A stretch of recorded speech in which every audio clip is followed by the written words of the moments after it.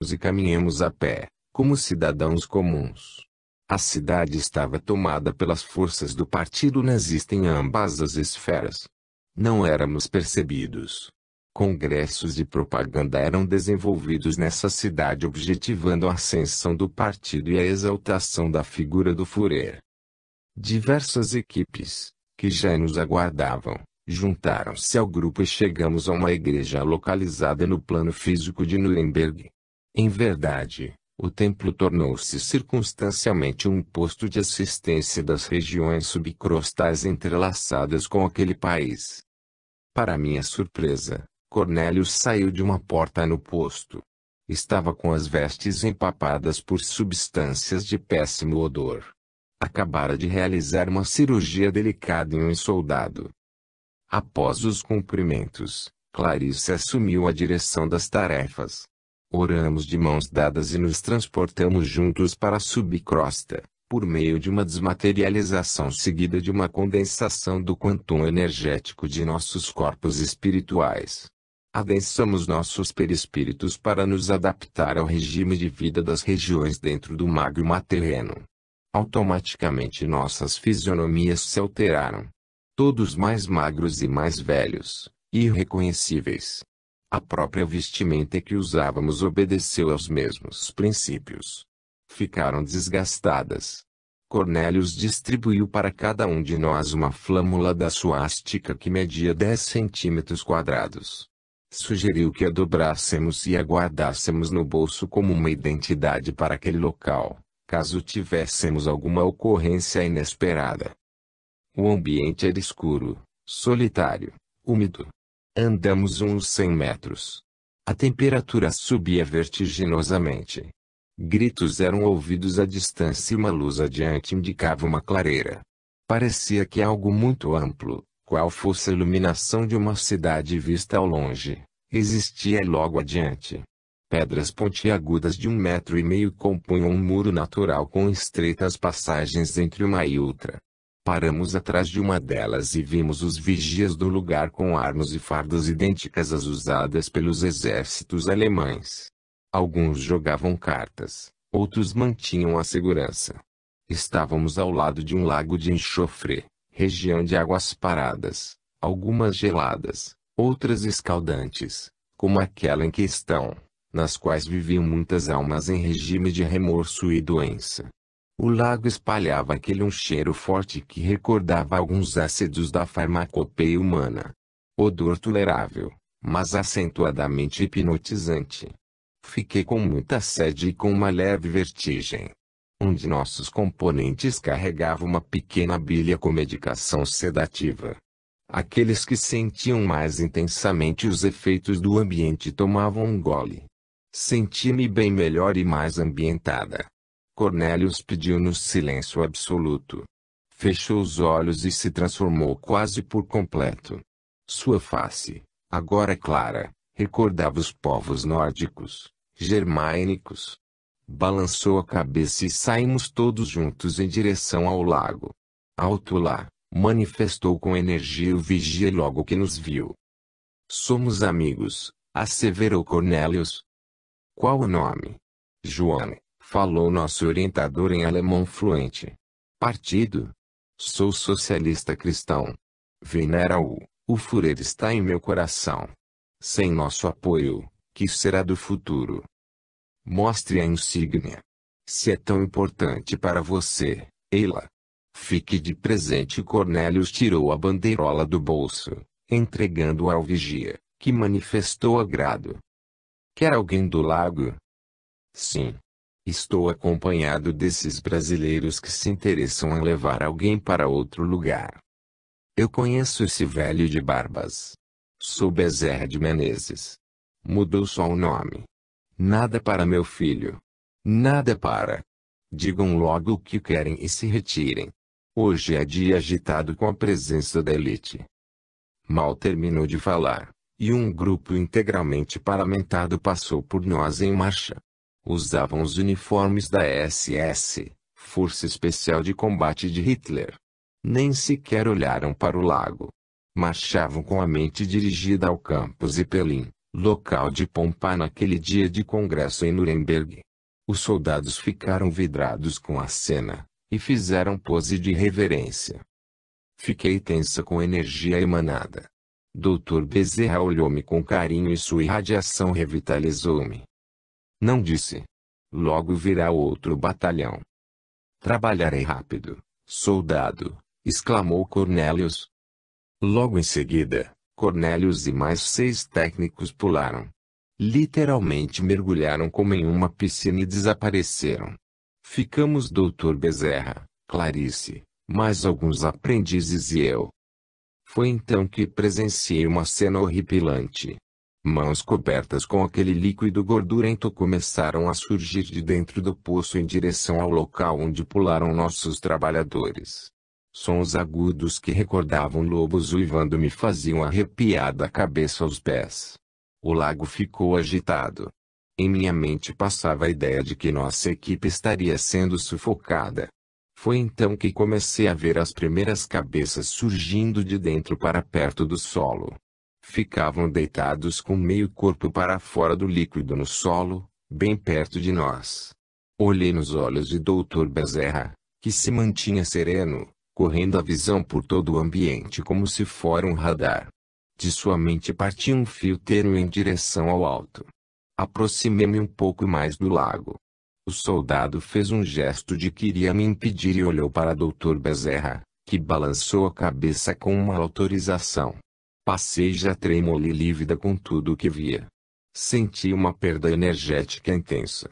Não me contive e ajoelhei perto daquela criatura totalmente estranha. Para meu espanto, ele, deitado, olhou para meus pés à frente dele, ergueu com dificuldade a cabeça e pronunciou: "Você, mamãe." Quase não segurei a emoção de tanta dor. Um adulto com uma voz tão infantil procurando sua mãe.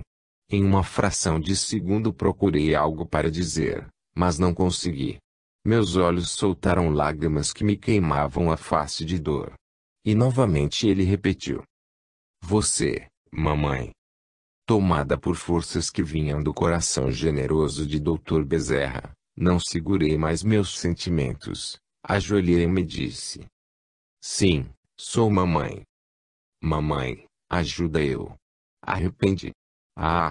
Ele não conseguia terminar em razão dos espasmos que o faziam se contorcer involuntariamente. "Arrependeu, meu filho." "Arrependeu, arrependeu, arrependeu." Ele começou a repetir incontroladamente a palavra. Dr. Bezerra chorava e levava um lenço aos olhos. Clarice aproximou-se, agachou a meu lado e orientou: "Dona Modesta, tome esta toalha. Enxugue a cabeça dele, toque com a mão direita no coronário e mantenha-se vigilante." Fiz o que Clarice pediu e ele se acalmou. Não sabia se havia adormecido ou algo assim. E fui colhida de surpresa, pois à nossa frente emergiram 3 seres bizarros que gritavam conosco. Assustei-me e me ergui por impulso, indo em direção a Dr. Bezerra. Eles pegaram o pé daquele ser adormecido e o puxaram sem nenhum escrúpulo para dentro do lago. Antes, porém, um deles deitou sobre o dorso de nosso irmão, acoplando-se por completo à sua forma, como se deitasse sobre um colchão. Estava pálida e com dificuldade para respirar. Fui assistida e levada para mais distante do lago. Assim que saí, o soldado alemão chamou mais 3 auxiliares e vedaram a aproximação do lago. Um pouco refeita, olhei novamente para o açude e ouvi agora gritos estridentes e palavrões da época. Cenas como a que acabara de presenciar repetiram-se algumas vezes, quando alguns espíritos procuravam solo firme. Da mesma forma, eram arrastados de volta por aquelas criaturas estranhas. Alguns dos vigias nazistas intimidavam quem tentasse fugir com uma lanterna muito potente, cuja luz de cor roxa era dirigida aos olhos das entidades adoecidas e as queimavam. Em alguns minutos, ressurgiu nossa equipe. Cada qual trazia consigo um coração socorrido. Saíam do lago andando com nítida dificuldade respiratória. Estavam lameados por aquela substância idêntica à gordura, emanando cheiro de enxofre remexido, que queimava as mucosas de minhas narinas. Apareceram todos de uma só vez. Colocaram aquelas pessoas no que vou chamar de Praia do Lago. Todos estavam desacordados, inertes. Estes são os que eu preciso, falou Cornélios na língua dos guardas. O guarda abaixou-se e, com um lenço, limpou o rosto semicoberto pela sujeira do doente e disse: esta não pode levar. É judia. Tenho ordens expressas para levar todos. Tem carta de exílio para eles? Não se trata de exílio. Serão forças ativas para o futuro. Vamos recompô-los para servir. Acaso pertence a algum campo novo, João? Em terras brasileiras uma nova sementeira se organiza. O Führer tem conhecimento disso. Todos os que devem saber sobre o que aqui estamos fazendo já foram informados. Mas a ordem que tenho é libertar somente com carta de exílio. Nesse caso terei de recorrer à patente. Senhor, qual é a sua patente? Veja, Cornélios mostrou a patente do Reichsführer, algo similar a um marechal de campo nas milícias de Hitler. Senhor, manifestou o soldado, em máxima reverência. De nada fomos avisados. Ai Hitler! Mantenha-se no posto, soldado. Cuide a contento dessas criaturas. Ainda viremos aqui inúmeras vezes. Seu trabalho é facilitar e vigiar para que ninguém crie novos padecimentos. Compreendeu? Externou com firmeza o nosso benfeitor. Sim, senhor. Ai Hitler! Armamos as macas dobráveis e saímos carregando os nossos socorridos em direção à crosta. Foi tudo muito rápido e sem empecilhos a considerar. O regresso se fazia mais difícil.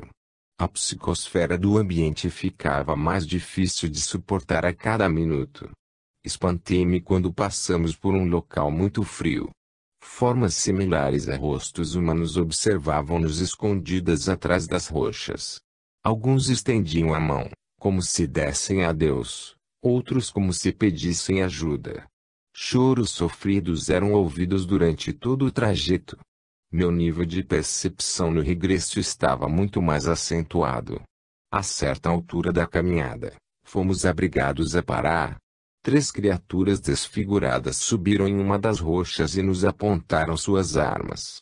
Eram pequenos e, mesmo com toda a compleição humana, andavam de 4 usando seus longos braços. Magros, sem cabelos e muito amarelados, pareciam feitos de cera. Não usavam nenhum tipo de roupa e não possuíam genitália. Na enorme órbita de seus olhos podia-se observar uma peça de vidro que recordava uma lente roxa. Seu rosto aproximava-se de um crânio sem musculatura, magérrimo e com boca muito saliente, única parte na qual se notava um pouco de musculatura. Saltaram de trás das rochas com habilidade, e com a mesma destreza sacaram revólveres usados na Segunda Guerra. Não falavam nada compreensível. Ao moverem os lábios, podia-se ouvir uma palavra em idioma desconhecido. De seus corpos começou a sair um vapor que vinha em nossa direção. Era de coloração amarelo-pardo. Cornélios, percebendo a movimentação, criou com o uso de pulsos energéticos, batendo as mãos, um campo similar a um escudo, com alguns metros de diâmetro, no qual aquele vapor batia e se diluía. Ficamos todos protegidos, mas o benfeitor saiu por uma das pontas do escudo e Clarice saiu pela outra. Ambos foram em direção aos seres, que ampliaram ainda mais a quantidade daquela cortina gasosa. Como perceberam que em nada éramos atingidos, guardaram suas armas e sumiram na escuridão. Outra equipe já nos aguardava na igreja. Logo ao chegar, pudemos ouvir tiros de canhão. Começava a fala de Hitler no campo Zeppelin, incendiando as mentes de ambos os planos para os ataques vindouros. Sentia-me muito cansado e recostei em uma poltrona para receber vitalização energética, providenciada por Dr. Bezerra. Foram feitos preparativos rápidos nos doentes e, usando alguns veículos de nossa esfera, rumamos com agilidade para o Brasil. Chegamos à pequena e pacata Pedro Leopoldo. No centro espírita encontravam-se Chico Xavier e outros colaboradores tarde da noite e ainda em tarefa. Ainda não conhecia o médium a esse tempo, algo que ocorreria mais tarde. Residíamos muito distantes, e o transporte em nada favorecia nossa proximidade. Era uma reunião muito íntima. Chico havia terminado o serviço da escrita mediúnica e relatava ao plano físico a nossa chegada. Cornélius, que pelo visto já o conhecia muito bem, pediu-lhe que se afastasse da mesa e colocou os 7 espíritos socorridos à sua volta. O médium percebia tudo com clareza e aguardava as orientações. Observamos que todos os doentes eram magneticamente atraídos para perto do medianeiro. Parecia um imã de alta potência. Um deles começou a se contorcer, e Chico, percebendo a ação, olhou para ele com intensidade e orou. Nossa equipe movimentava força sobre o doente. Repentinamente iniciou-se um processo célere de transformação perispiritual naquele coração que se contorcia. O enfermo ficou de cor verde. Parecia coberto de lodo. Nódulos pequenos, como escamas, começaram a surgir por sobre as pernas, que se juntavam e fundiam-se uma na outra. Parecia agora uma cauda. No lugar dos pés, algo que lembrava um chocalho tremia com firmeza e fazia um som estridente. Os braços entravam nas costelas e a mesma camada de nódulos agora cobria todo o tórax. A cabeça ficou longa, fina em cima. Os lábios desapareceram e, no lugar do nariz, apenas 2 pequenos orifícios. Os olhos tomaram uma coloração laranja vibrante. Inegavelmente era uma enorme serpente à nossa frente. O benfeitor Cornélius tocou-lhe na cabeça. A palma de sua mão parecia ter grudado a tal ponto que levantou aquele ser e, literalmente, o empurrou para dentro do corpo do médium. O médium contorceu-se todo, tombou no chão sem nenhum amparo e emitia silvos que doíam os ouvidos. As demais entidades, de forma mais lenta, começaram, igualmente, a mutação de algumas partes de seus corpos. Chico estava totalmente inconsciente. O espírito agia como um peixe que acabara de ser retirado da água pelo anzol impiedoso. Remexia-se e expelia líquidos de coloração negra pela boca. O médium fazia vômitos e salivava intensamente. A equipe encarnada agora protegia o corpo do médium para evitar algum acidente. O corpo franzino do médium parecia ser agora um gigante em força e agilidade. Olhando de nosso plano, a entidade tinha pelo menos 2 vezes o tamanho do médium, embora estivesse dentro dele. Uma enorme serpente dentro de um corpo humano. Cornélius e a equipe de técnicos aplicavam choques eletromagnéticos com a aparelhagem própria, na entidade. Outros cooperadores monitoravam as batidas cardíacas do médium, que processavam uma arritmia acentuada. Sua pressão caiu a níveis perigosos. Após 3 minutos, notamos que por todo o corpo da serpente começou a gotejar sangue. Substância sanguínea, mas um pouco pastosa. A entidade parecia exausta. A pele da serpente rompia-se instantânea e naturalmente. O médium parou. Estava lívido. A entidade igualmente. Médicos especializados se aproximaram ligeiramente com pinças e gases. Abriam vários cortes pelo corpo espiritual da entidade e rasgavam em várias tiras, como se fossem folhas de bananeiras. Por fim, na cabeça foi aberto um corte da nuca até o que seria o queixo em um ser humano. Como se fosse uma roupagem, 2 enfermeiros de um lado e 2 de outro puxaram sem cessar. Lembrava uma vagem sendo aberta formando um V. Quando chegou à altura da cauda, nova incisão foi feita e retiraram de vez aquela veste. Lá estava agora, à nossa vista, um ser humano em estado horripilante, pior que antes. Após a retirada do casulo fluídico, podíamos ver que era uma mulher cadavérica, esquelética, sem cor. Cooperadores diversos limpavam o ambiente, recolhendo aquelas carcaças de mau odor. Limpavam a mulher. Tudo durou 10 minutos, aproximadamente. As demais entidades não completaram a mutação e demandavam mais tempo nas incisões. O médium continuava sendo socorrido no chão. Cooperadores do grupo molhavam seu rosto para que regressasse à consciência. Nada a preocupar. Maria João de Deus, durante todo o processo, estava com Chico fora da matéria, administrando informações sobre a natureza do trabalho. O ambiente afável e simples da casa espírita era um oásis a refazer nossas próprias forças. Cornélios tomava todas as providências para que retornássemos ao Hospital Esperança. Tínhamos ali mais 7 corações da árvore evangélica com possibilidades renovadas para o futuro.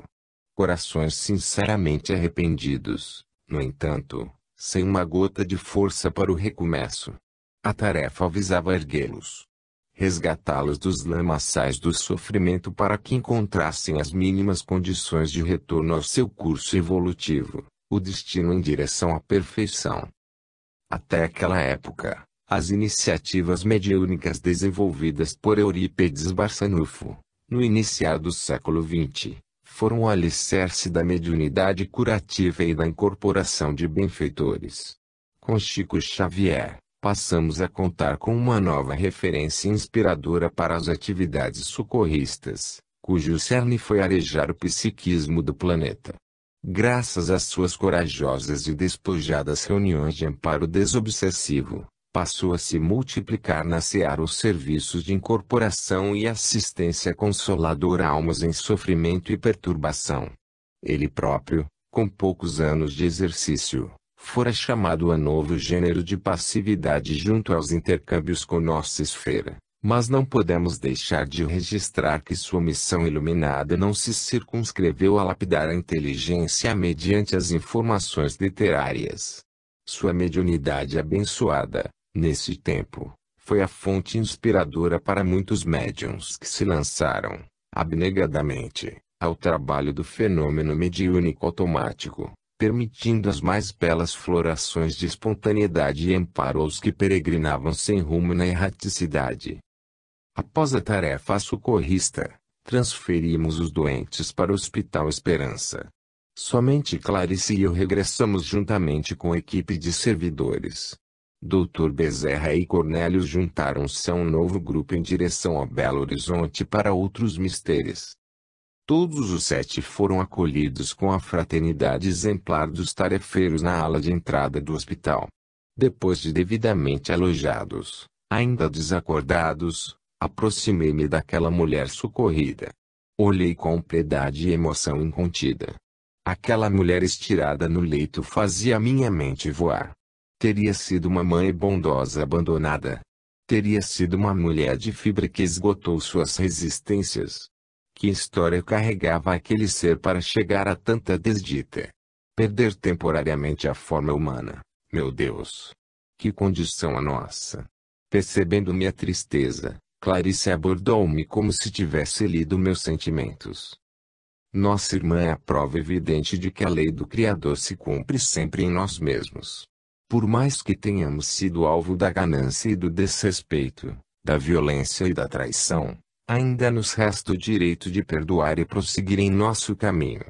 Entretanto, temos optado pela vingança, pela tragédia. Clarice, como eu juizar sobre o drama dessa mulher? Porque Cornélios e os cooperadores trouxeram esses 7. Muitos gritavam no poço. Porque Dr. Bezerra demonstrou tanto carinho por ela? Que futuro espera nossa irmã? Dona Modesta, aconteça o que acontecer, ela tem um destino divino. Esta é Miriam, uma coração querido de Dr. Bezerra. Temos tentado auxiliá-la há muito tempo. Foi uma mulher que se embrenhou pelos desfiladeiros sombrios da posse e da vaidade. Como religiosa influente da Espanha, no século XIV, assolou diversos povoados causando dor e morticínio. Por suas decisões políticas, muitos tombaram nos braços da morte por fome e doenças. O que se pode fazer, por alguém assim? Quanto tempo ela ficará inconsciente? Há muito por fazer, minha irmã querida. Miriam será mantida nesse sono de inconsciência até que seu campo mental apresente melhora. Observe que mesmo sem noção de si mesma, seu campo magnético pulsa como um coração cheio de vida. Onde será elogiada? Na mesma ala de Matias, com fins de tratamento prolongado. Imediatamente após o diálogo educativo, nos deslocamos para a enfermaria acompanhando a internação de Miriam. Os casos graves do Hospital Esperança se encontravam nesta ala de casos agudos. Passamos na frente do leito de Matias. Ainda estava desacordado e totalmente dependente de aparelhagens que lhe mantinham a vitalidade. Tive ímpeto de parar, mas Clarice solicitou-me acompanhá-la. A enfermaria coletiva não separava os pacientes por sexo. Eram doentes sem a menor lucidez. Passamos por todo o extenso corredor até chegar ao bloco cirúrgico. Miriam seria operada imediatamente. 2 antessalas com material asséptico e roupas adequadas antecediam o templo de cirurgias. Médicos e especialistas previamente avisados esperavam pela paciente. Anestésicos, suturas e aplicação de asepsia com instrumentos avançados de nosso plano eram destinados à sofredora. Muitas doses de vacinas e alguns inibidores microbiológicos em forma de supositórios foram introduzidos em Miriam. Ela passava por uma verdadeira desinfecção. Algumas partes de seu corpo estavam apodrecidas. Os médicos apertavam as nádegas e farta dose de substâncias de péssimo odor escorria pelo ânus. Posteriormente procederam a lavagens intestinais e estomacais. A paciente estava completamente dependente de aparelhagens para manter seu campo de conexão com o corpo espiritual. Notava-se uma disparidade entre o corpo mental e o perispírito. Como se não se encontrassem e estivessem desconectados. Médiuns experientes participavam da cirurgia para ajuste do campo mental. Recebiam a forma de Miriam em seus próprios campos mentais para se efetivar a reorganização da genética essencial dos seres vivos no reino nominal. Um trabalho complexo acompanhado por especialistas na medicina da alma. Com a permissão de Clarice, assisti a tudo em oração e com interesse através de uma vidraça. Apesar de estar fora do ambiente, senti-me desgastada, como se também doasse algo de mim ao trabalho. Passaram-se não mais de 60 minutos. Quando terminou, ela foi levada para a antessala onde permaneceria em observação permanente por mais 3 dias, quando então seria submetida a novas operações delicadas. Fui ao encontro de Clarice após tomar uma medicação revitalizante, por sugestão do médico que operou Miriam.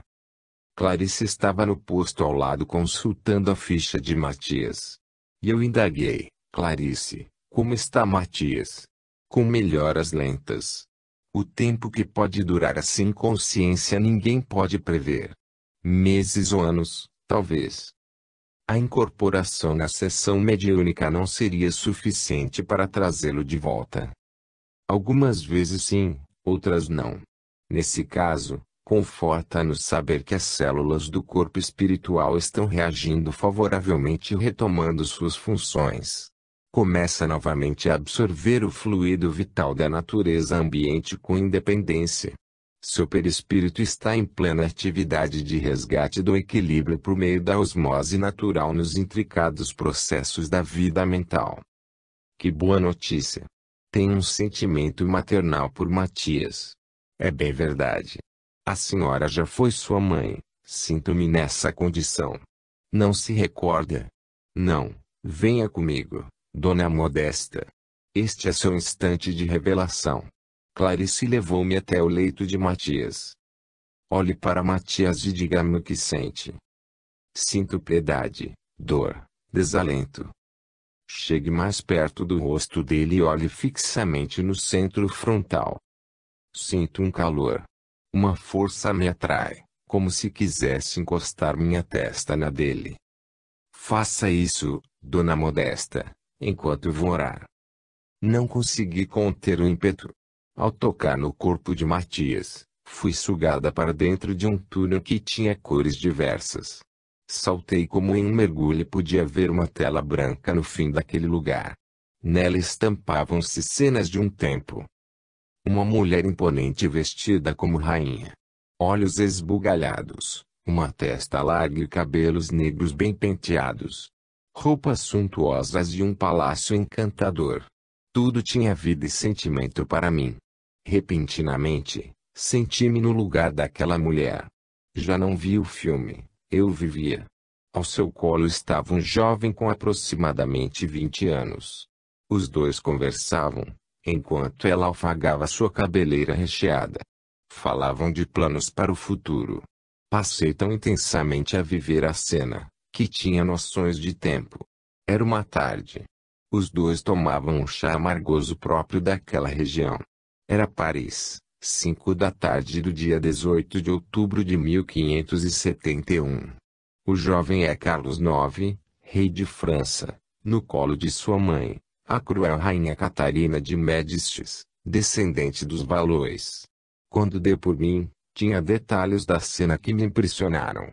Sentia-me como sendo aquela mulher. Todavia, quando olhei para Carlos em meu colo, ao observar seu rosto, percebi que era o rosto de Matias. O choque foi tão grande que saí do transe e coloquei-me novamente de pé diante de Clarice, muito zonza. Com dificuldade de entender o que me acontecia, só consegui ver Clarice assentar-me em uma cadeira próxima e tive um desmaio. Assim permaneci por alguns minutos. Não me lembrei de nada quando recobrei os sentidos. Como se sente, Dona Modesta? Clarice de Deus. O que me aconteceu? Uma regressão induzida. Tive um sonho do qual não me recordo. Só sei que me causou más sensações. Não foi bem um sonho. Foi uma recordação viva em seu campo mental. Por que não me recordo? Proteção. Estamos a preparando mentalmente. Pelos efeitos do contato com esse passado, poderemos aquilatar em que nível lhe permitir esse acesso. Acesso. A senhora poderá consultar seus arquivos reencarnatórios aqui no Hospital Esperança. Descobrir quem tutela suas reencarnações nos últimos milênios, quem são seus laços no corpo físico, estudar seu vínculo com Matias e, sobretudo, descortinar os compromissos futuros que aguardam. Todas as cenas agora percebidas em suas recordações poderão ser reativadas a qualquer instante, por meio de aparelhagem especial, e gravadas para seu posterior conhecimento. Meu Deus! E quando isso me será permitido? Assim que a senhora participar mais ativamente dos serviços socorristas, como o desta noite.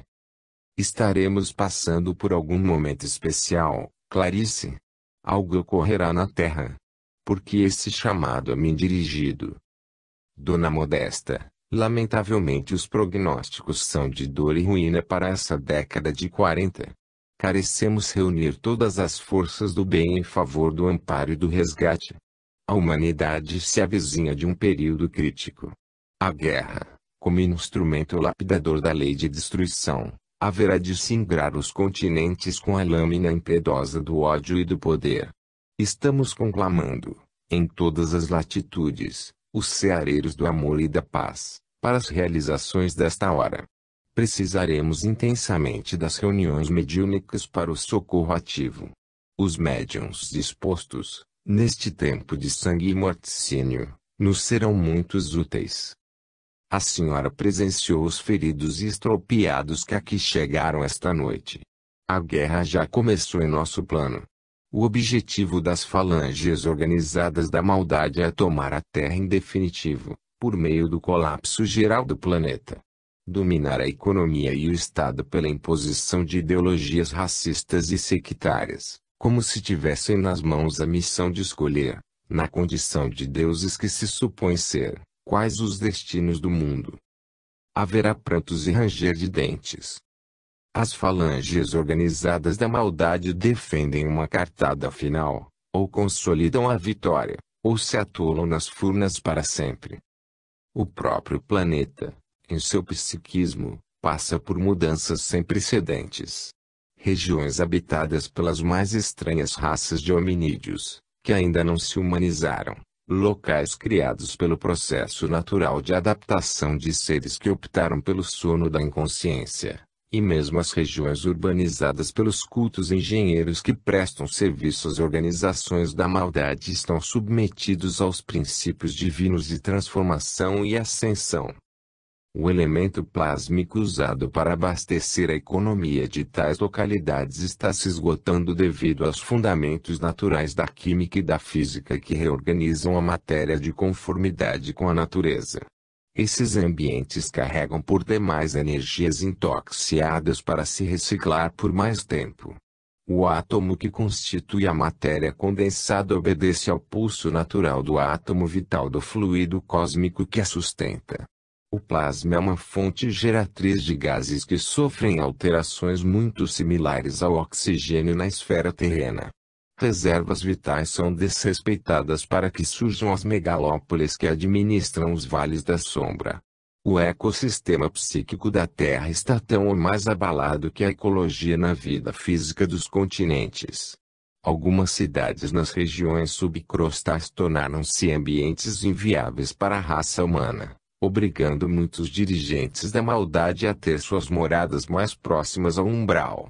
A África foi o local preferido da maioria para a construção dos plantéis diretores. Nos últimos 100 anos, reencarnaram diversos enviados dessas falanges, que se organizaram no psiquismo africano no intuito de disseminar ideologias de violência e domínio pela força. Uma corrida desenfreada por domínio territorial se acende nas esferas mais próximas da humanidade terrena, cujo cerne é ter guarida em ambas as faixas de vida para a consumação de seus planos odientos. Os próprios dominadores estão abrindo mão de parcelas consideráveis de antros de perversidade, que ficam à mercê de nossa ação salvacionista. Eis o motivo de visitarmos o campo sangrento de Nuremberg, onde a maioria dos líderes que se apossaram da região extrafísica adjacente à Alemanha já se encontra no corpo e sem noções mais nítidas sobre as ocorrências na erraticidade. Tentam continuar o domínio fora do corpo, conquanto o foco de seus mais doentes desejos de posse é voltado para o mundo físico, já não se importando com a colonização da vida espiritual. Se ainda mandam tanto naquele lugar em que estivemos, é somente em razão das notícias escandalosas do avanço inevitável de suas conquistas passageiras no poder do mundo. O nazismo tornou-se senha de garantia e certidão de posse. Usar ideologia significa mandar. Aqueles soldados infelizes acreditam que serão promovidos a proprietários daqueles antros de dor. Foram hipnotizados para tal fim. Diante de tantas verdades, Clarice, tenho novamente a sensação de que minha cabeça vai explodir. Sinto-me como alguém que algo pode fazer, contudo, ao mesmo tempo, confuso e impotente. Tudo obedece ao progresso, minha irmã. Tenha paciência. A vida lhe destina avisos sinceros nos contatos com nossas esferas porque reconhece o novelo de esperanças a ser desfiado em seu coração. Sob a tutela de Eurípedes Barçanufo, sua reencarnação e as atividades do Senatório Espírita de Uberaba são cartas de crédito para os trâmites dessa hora decisiva. Oriente-me, Clarice. Não me deixe ao desvalimento. Sinto-me tão pequena diante da grandeza do trabalho. Nunca nos faltará amparo, Dona Modesta. Venha cá, abrace-me. Clarice me envolveu com uma ternura inenarrável. E, por inúmeras vezes, a partir daquele episódio, recebi o carinho e a atenção desse coração bondoso e afável, doce e maternal. Tão jovial e tão maduro em suas posturas, Clarice tornou-se meu anjo guardião e amiga de todas as horas. Após aquele acolhimento fraterno, não contive o ímpeto de saber um pouco mais sobre o meu próprio passado e, novamente, como uma educadora do Cristo, ela alargou meus panoramas mentais trazendo-me farto esclarecimento sobre os compromissos do presente que, segundo ela, mais importavam que as lembranças de outrora. Assim manifestou. No transporte da árvore evangélica conseguimos efetuar o garimpo moral no tronco judaico-cristão. Retiramos nesse solo árido do velho mundo as sementes promissoras que serão plantadas aqui no Brasil.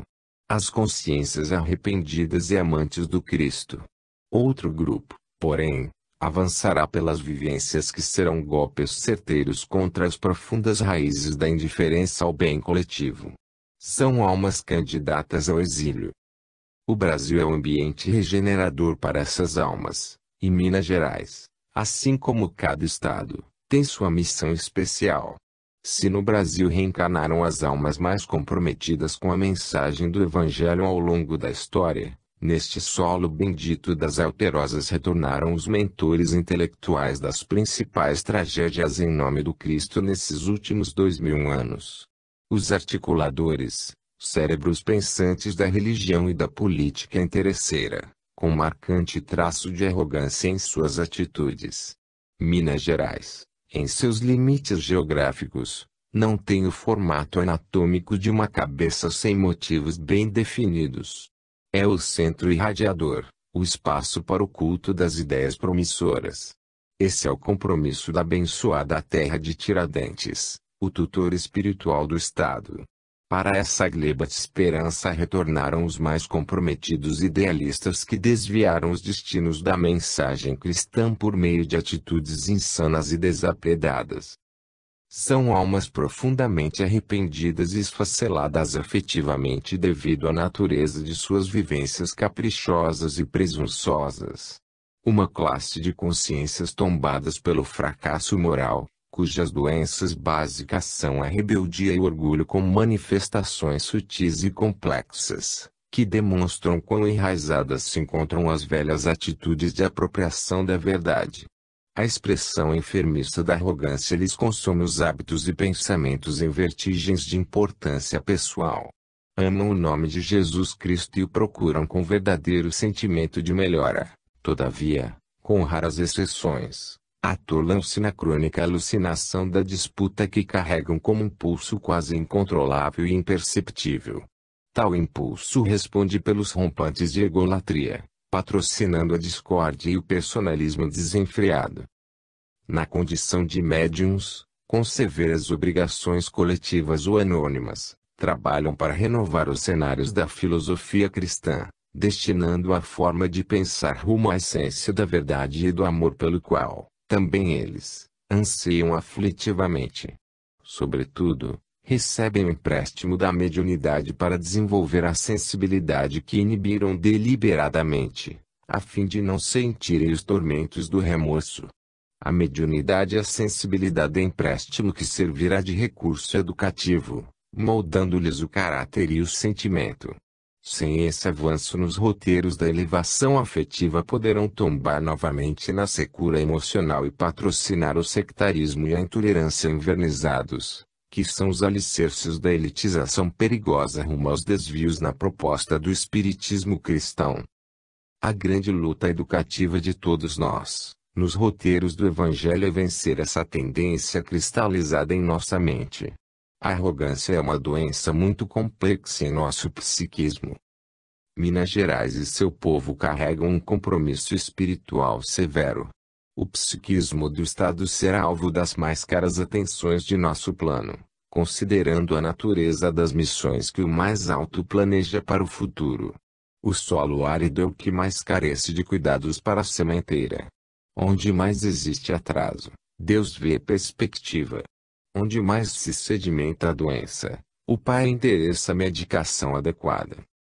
O codificador, em O Livro dos Médiuns, item 226, capítulo 20, segunda questão, recebeu a inspirada resposta: todas as faculdades são favores pelos quais deve a criatura render graças a Deus, pois que homens há privados delas. Poderias igualmente perguntar por que concede Deus vista magnífica a malfeitores, destreza a gatunos, eloquência aos que dela se servem para dizer coisas nocivas. O mesmo se dá com a mediunidade. Se há pessoas indignas que a possuem, é que disso precisam mais do que as outras, para se melhorarem. Pensas que Deus recusa meios de salvação aos culpados? Ao contrário, multiplica-os no caminho que eles percorrem, põe-nos nas mãos deles. Cabe-lhes aproveitá-los. Judas, o traidor, não fez milagres e não curou doentes, como apóstolo. Deus permitiu que ele tivesse esse dom para mais odiosa tornar aos seus próprios olhos a traição que praticou. Porém, onde há compromisso há também promessa. Este estado também será o berço acolhedor de uma das mais gloriosas missões junto ao Consolador prometido. A sabedoria dos planos maiores outorgou esse celeiro de médiuns e almas em remissão a tarefa de receber a sentinela do Evangelho redivivo na pessoa do missionário Francisco Cândido Xavier, que será um rastro de luz e exemplo moral para toda a comunidade espírita. A ele compete a missão de nos fazer sentir Jesus no coração por intermédio de uma vida impoluta e devotada ao amor. Sem essa referência de grandeza espiritual, certamente padeceríamos da saudade doentia do Cristo, que cada vez mais vem desaproximando corações da mensagem cristã. Nele encontraremos um referencial para avaliarmos a extensão de nossas profundas necessidades de aperfeiçoamento.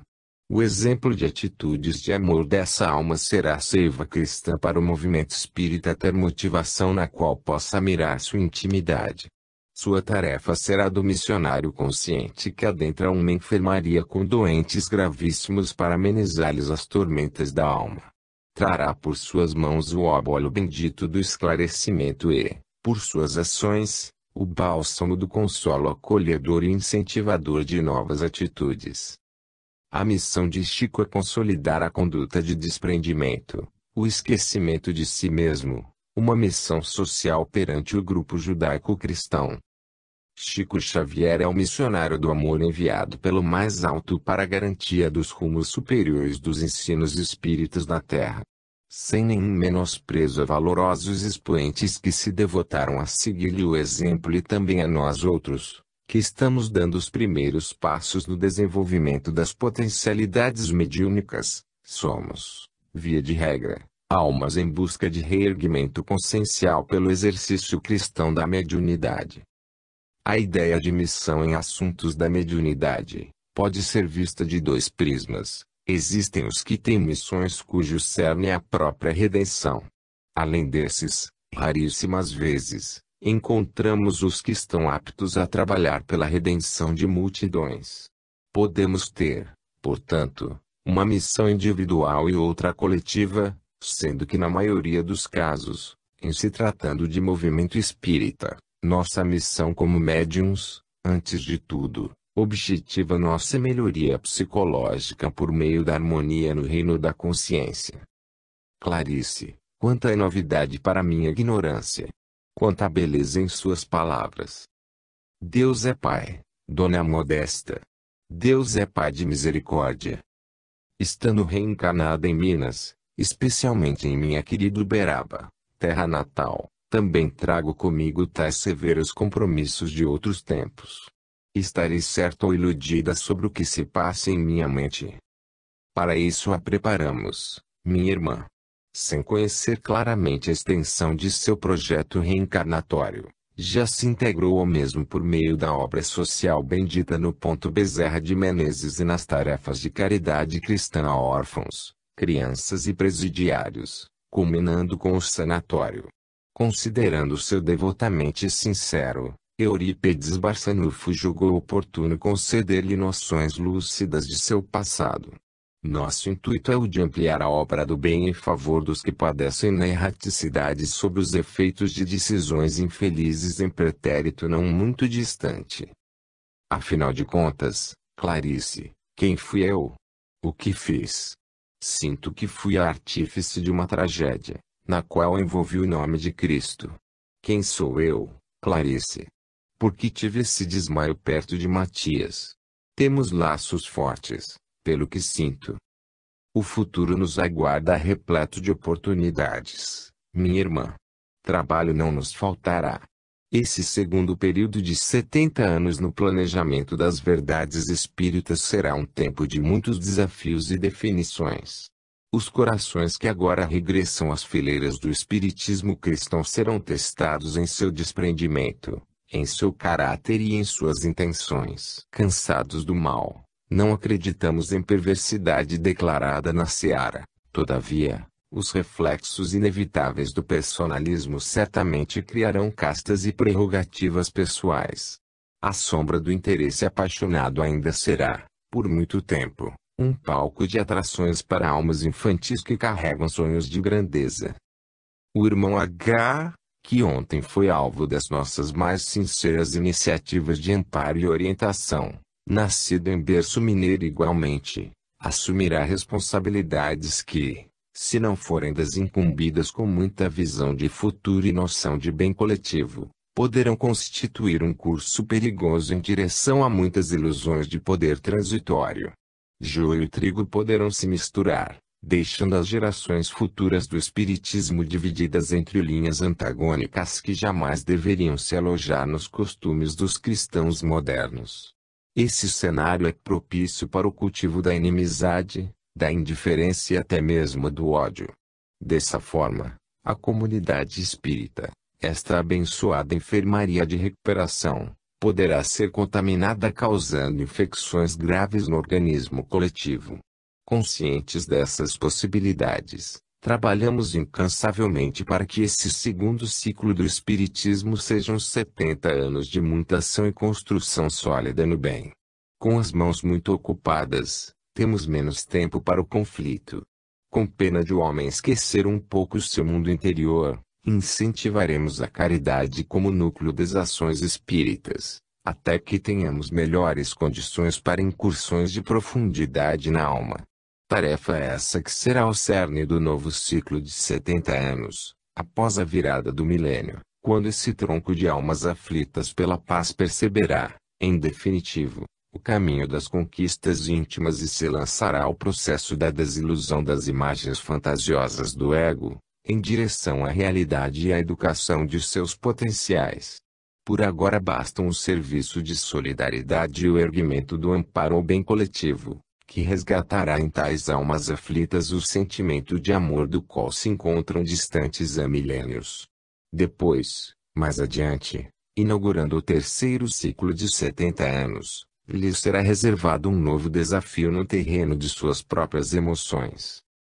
Abençoadas sejam as terras brasileiras. Iluminadas sejam as terras mineiras. Que das minas de ouro espiritual surjam talentos que orientem o bem e a liberdade. Ainda que tardia, que de lá e de todo o Brasil possam as benesses do Evangelho confortar e acender no sentimento ideal da fraternidade, da igualdade e liberdade. Capítulo 11. Os descuidos do movimento espírita na década de 40. Acostumado aos aplausos onde quer que aparecesse, fora vítima da própria ilusão, acreditando que, para falar com êxito sobre Jesus bastavam os louros efêmeros já conquistados ao mundo. Enganara-se. Seus compares punham-no à margem, como inútil. Era a luta entre a vaidade de outros tempos e a renúncia de si mesmo que começava. Para conforto da alma opressa, recordou a narrativa de Ananias, no capítulo em que Jesus dissera ao velho discípulo que lhe mostraria quanto importava sofrer por amor ao seu nome. Paulo e Estevão, segunda parte, capítulo 1, Rumo ao Deserto, página 224, 14ª edição. A década de 30 avançava para seu desfecho. As notícias de prenúncio de guerra eram ouvidas no rádio com temor, em Uberaba, pelas classes que dispunham desse recurso à época. Passei a perceber com mais clareza o alcance dos prognósticos exarados, diversas vezes, pelos amigos espirituais. Nossas reuniões de intercâmbio passaram a ser continuamente destinadas a socorrer almas tombadas pela guerra. Por várias vezes regressei aos campos de loucura do nazismo e vi de perto aquilo que os programas radiofônicos não podiam e nem sabiam. Chocada com a índole humana, agoniada com as previsões dos radialistas, passei um longo período de depressão que, na verdade, assolou todo o povo brasileiro, especialmente nas classes mais cultas. Eurípedes Barçanufo, Nesse tempo, mantinha um contato mais frequente, oferecendo-me suporte e orientação. Foram 10 anos de tormenta mental para a humanidade e de muito trabalho nas sessões socorristas. Antes mesmo que a guerra terminasse, tomei contato com a extraordinária obra mediúnica Nosso Lar, vindo a compreender claramente as razões dos apelos que recebi do Hospital Esperança em razão dos assassinatos em massa nos campos de concentração que se organizavam no iniciar da década de 40. André Luiz, entre muitos ensinos, deixava uma visão sobre a guerra à luz dos fundamentos da verdade. Encantou-me no livro a personagem ministra veneranda, que mais tarde vinha a saber tratar-se da mesma Isabel de Aragão, a Rainha Santa de Portugal, que orientava, nesse tempo, os serviços de intercessão do Hospital Esperança e dispunha de uma missão gloriosa junto nas terras sofridas do continente africano, em colônias portuguesas e adjacentes. Nesse período, Cornélios também intensificou sua atividade no Sanatório Espírita de Uberaba. Sempre trazia esclarecimentos muito profundos sobre o que acontecia durante aqueles dias de ódio sombrio. Foram momentos de muita angústia os anos de 1939 a 1945. Passada a tormenta da guerra, em uma noite nos fins de 1946, uma dor incomensurável tomou meu coração. Dr. Bezerra me apareceu pedindo oração e, recordo-me bem, dormi sob influxo da prece em meu lar. Desdobrada, volitamos novamente para Nuremberg. Eram somente ruínas e uma psicosfera de tristeza sem fim. A madrugada avançava e fui levada a uma cela na qual se encontrava Hermann Göring, lugar-tenente de Hitler e assassino confesso. Equipes de defesa acompanharam nossa tarefa. Havia-se formado esse tempo uma força-tarefa que, desde de 1940, fora organizada nas regiões imediatamente mais próximas da humanidade terrena, cuja finalidade era servir nos campos de batalha da Segunda Guerra. Uma autêntica cruz vermelha na erraticidade. Os mais experientes e treinados grupos de defesa e socorro das organizações do bem juntaram-se para o mister. Um dos objetivos cristãos da missão era proteger os enlouquecidos e hipnotizados nazistas para que conseguissem sair do corpo sem se tornar novamente recrutados ao fronte das fileiras da maldade organizada dos dragões, que os tinham como líderes credores de condecorações e reverência. Infelizmente, Göring se entregou aos destinos tenebrosos do suicídio horas antes da sentença de enforcamento decretada no julgamento de Nuremberg. Nada pudemos fazer na ocasião. Depois de muito conflito e tumulto em redor da prisão, com a presença organizada de grupos draconianos com vasta experiência em desencarnação, ele foi levado diretamente às furnas. Somente mais tarde, na década de 50, equipes especiais que compunham grupos de imigrantes ao planeta, coordenadas por Maria de Nazaré, mãe dos espíritos degradados na Terra, penetraram nos vales da maldade para buscar os reféns da loucura coletiva do nazismo. Por meio de iniciativas endossadas diretamente por Jesus, um continente os aguardava para a última incursão na matéria, antes que fossem deportados. O mundo espiritual, em decorrência da guerra, recebeu uma superpopulação nas adjacências espirituais da crosta.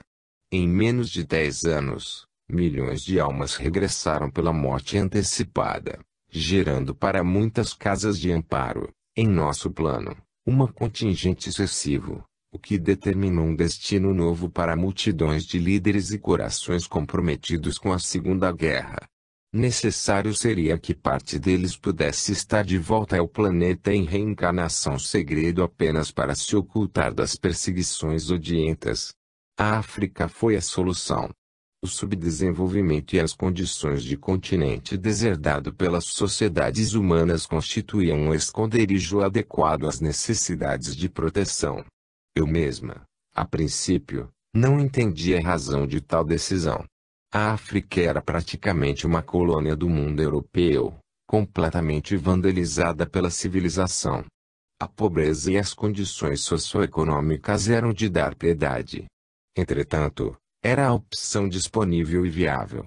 Percebi que o plano espiritual não era um local com todas as soluções para todos os problemas humanos, mas era, na verdade, uma fatia desconhecida do planeta que agia e reagia às mesmas leis e contingências nele operadas. O livro Nosso Lar descortinou-me esse horizonte e deu bases intelectuais para que meu cérebro pudesse absorver